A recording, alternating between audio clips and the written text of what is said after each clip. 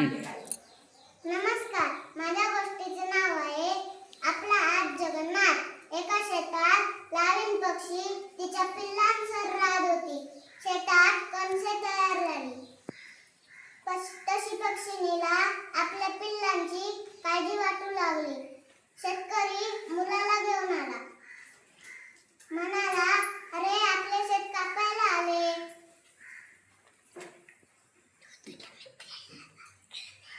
तू तुझ्या मित्रांना कापणीसाठी घेऊन ये. दुसऱ्या दिवशी परत आला, पुन्हा घेऊन. नातेवाईक नाही आणि मित्रही नाही. आपणच दोघे उद्या शेत कापायला सुरुवात करूया. काही नाही ऐकले. आईला सांगितले.